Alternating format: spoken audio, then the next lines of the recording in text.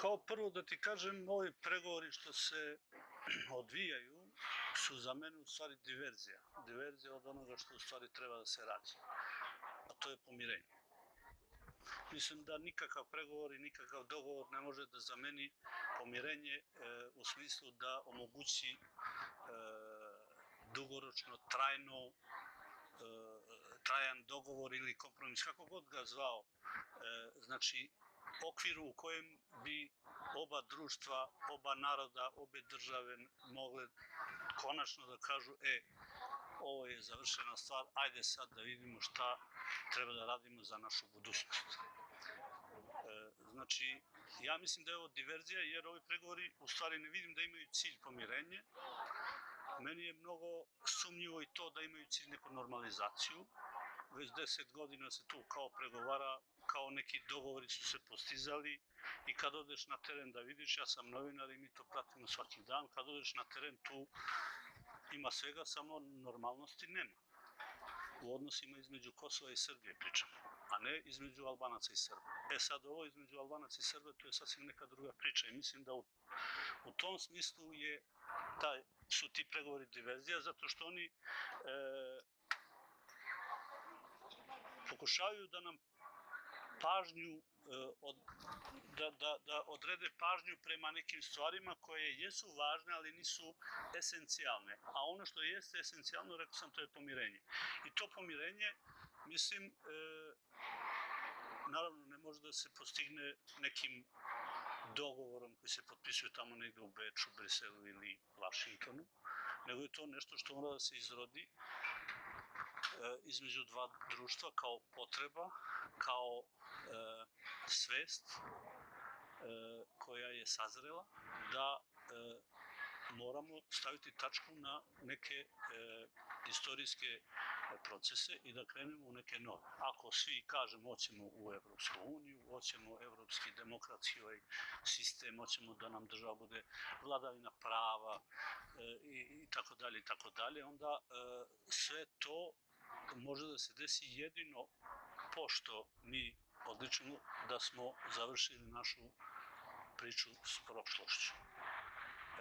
Mislim da i ovaj dijalog u Briselu jeste deo te priče prošlosti.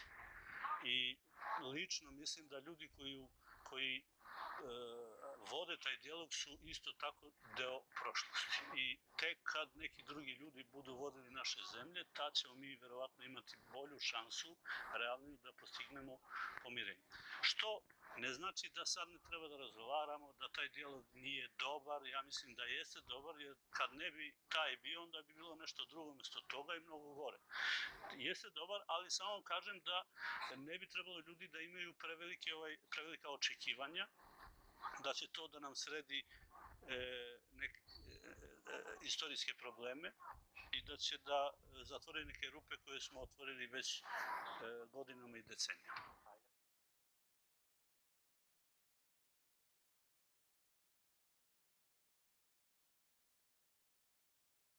Evo, mi kad radimo neki projekat zajedno, kako to radimo? Radimo na nekim osnovama. Koje su te osnove? Osnove su obostrani poštovanje onog drugog. Ja bi isto rekao i da je priznanje onog drugog za ono što jeste veoma važno da bi mogao zajedno da radiš.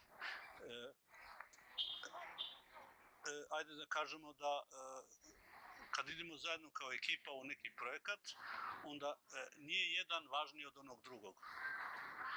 I oba ili svi ostali tu moraju da prihvate takvu realnost. Znači, taj neki odnos prema onom drugom, to neko poštovanje onog drugog, njegove kulture, njegovog čak i političkog pogleda na svet, njegovih rezervi, ali i nada, sve to skupa, kad to prihvatimo jedan kod drugog, što jesmo radili u prošlosti, čak i u mnogo gorim vremenima, nisu loša vremena što se tiče srpsko-albanskih odnosa ili odnosa Kosova i Srbije, imali smo mnogo gora, ali u ta gora vremena je bilo takvih projekata, bilo je takvih ljudi, Naravno, takvi ljudi nisu bili u politici, nisu dolazili iz politike, obično su dolazili iz nekog drugog sveta, iz neke društvene svesti koja je možda ne predstavlja većinu u smislu glasova, u izvornom smislu, ali predstavlja, ja verujem, taj pogled na budućnost koji je u skladu sa onim što i ovi političari pričaju, a u stvari ne rade, a to da ta budućnost mora da bude evropska. Mislim, u tom smislu jeste. Mi već imamo primere i ne samo momente, nego i procese u kojima mi smo imali i festivale i naravno, ovo je mnogo lakše da se radi u kulturnom domenu, u nekim profesionalnim domenima, ali istovremeno nije nemoguće da se to postigne i u politici, samo, opet kažem, treba takvi ljudi koji jedni druge ne samo shvataju ozbiljno, nego i poštuju za ono što jesu.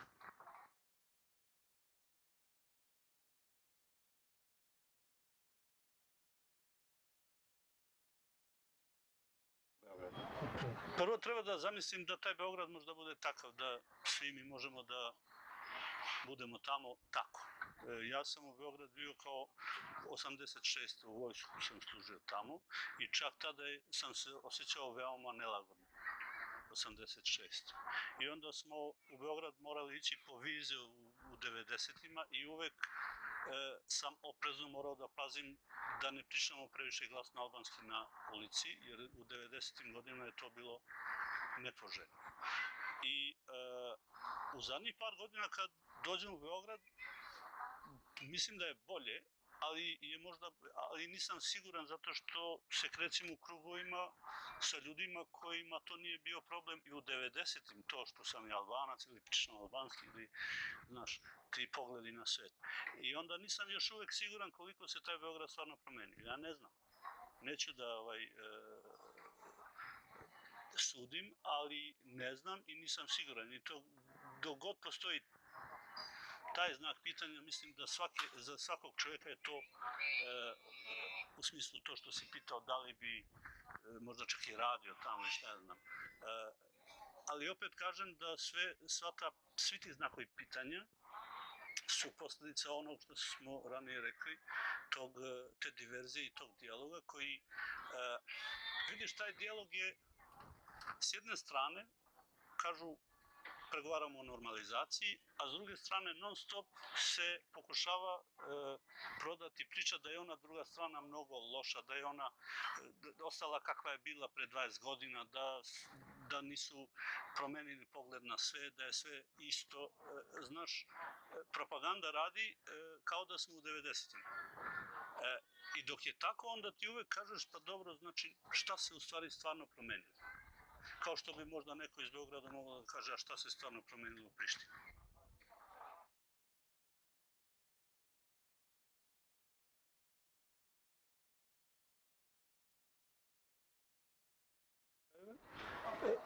U zadnjih par godina ja se ne sjećam da smo imali neki mnogo veliki negativan događaj stvaran koji se desio. Ono što se izveštavalo, to su redovno bile izjave političara koji kad god je njima nešto tesno, kad god su pod pritiskom zbog, ne znam, loše ekonomije, loše politike, unutrašnje loših, šta ja znam, zdravstvenih institucija i tako dalje, onda se odmah podigne taj nivo patriotizma, pa se odmah prebaci priča, evo vidi kako Srbija nam ovo radi, imamo presiju, i što je isto slučaj i sa Beogradom, uvek kad god tamo ima neki protest u Beogradu, odmah se izmisli, šta ja znam, spremaju se Albanci da uđu na sever i tako neke stvari, što dolazi od politike. Ali ono što smo stvarno izvestili, što nije dolazilo od politike na terenu kod nas, na primjer, u zadnjih, evo sad, čega se sećam odmah, jeste da su, na primjer, u Štrpcu Srbi i Albanci zajedno protestovali protiv neke hidroelektrane koja je trebala da se gradi, dobila dozvolu da se gradi i koja, kad se bude sagradila, ako se bude sagradila, uništit će floru i faunu ne srpsku ili albansku, jer ne postoji flora i fauna srpska ili albanska, nego njihovu, tih ljudi koji žive tamo. I ti ljudi koji su živjeli tamo su rekli, ajde da protestujemo, i onda su izašli i protestovali na ulici, ne jednom, nego permanentno rade protiv tog projekta, što znači da je za njih veoma važno da se skupe, da budu jači kad se suprotstavljaju nečemu što nije dobro za sve njih. Ili druga stvar, kad se potegnula ova priča oko promena granica i razmena teritorija, nije bilo zajedničkih protesta na ulici, ali je bilo zajednički, bilo je sa obe strane, i sa strane Albanaca i sa strane kosovskih Srba, mnogo glasova koji su bili protiv.